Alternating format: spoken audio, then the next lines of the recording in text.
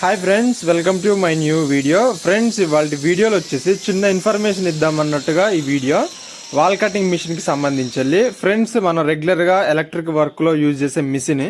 ఈ మిషన్ వచ్చేసి మనం వర్క్ చేసేటప్పుడు ఈ విధంగా కింది పక్క పెట్టి కాకుండా మనం పై పక్క పెట్టి వాడాల్సి అయితే ఉంటుందన్నమాట. దానివల్ల అడ్వాంటేజ్ ఏందో చెప్తాను మీకు నేను.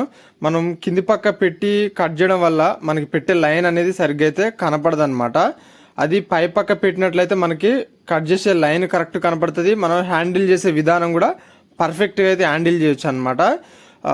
మనం పెట్టే పద్ధతిని బట్టి మిషన్ వర్కింగ్గా మంచిగా ఉంటుందా ఖరాబ్ అవుతుందా అనేసి చెప్పొచ్చు అనమాట. ఈ విధంగా పెడితే ఒకసారి మీరైతే చూడొచ్చు మనకి ఎంత పర్ఫెక్ట్గా మనం కట్ చేస్తున్నాం అనేది.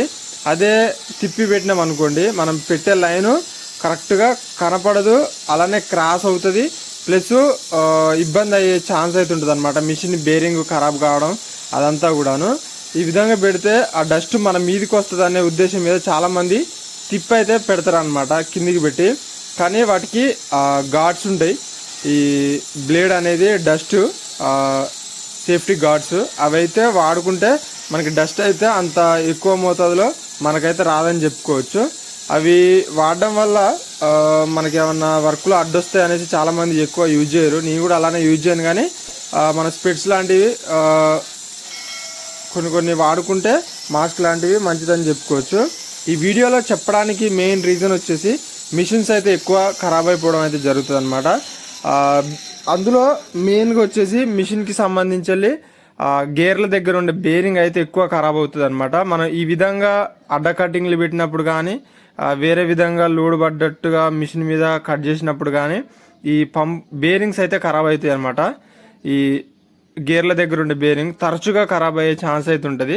మనం పెట్టే విధానాన్ని బట్టి ఇక్కడ ఖరాబ్ అవుతుంది. అందుకని వాడేటప్పుడు మిషన్లని మనం పెట్టే విధానం బట్టి మిషన్ల యొక్క లైఫ్ టైం అనేది వస్తుంది అనమాట. ఈ చిన్న ఇన్ఫర్మేషన్ చెప్దామన్న కారణం మీద ఈ వీడియో అయితే తీస్తున్నా. ఈ వీడియోలో నేను చెప్పిన ఇన్ఫర్మేషన్ ఎంతమందికి నచ్చింది, ఎంతమందికి తెలుసు అనేది కింద కమెంట్ సెక్షన్లో అయితే కమెంట్ చేయండి. ఇలాంటి చిన్న చిన్న ఇన్ఫర్మేషన్ వీడియోస్ కూడా మీ వరకు అందిద్దామన్న ప్రయత్నంతో ఈ వీడియో నచ్చితే తప్పకుండా లైక్ చేయండి, షేర్ చేయండి, సబ్స్క్రైబ్ చేయండి.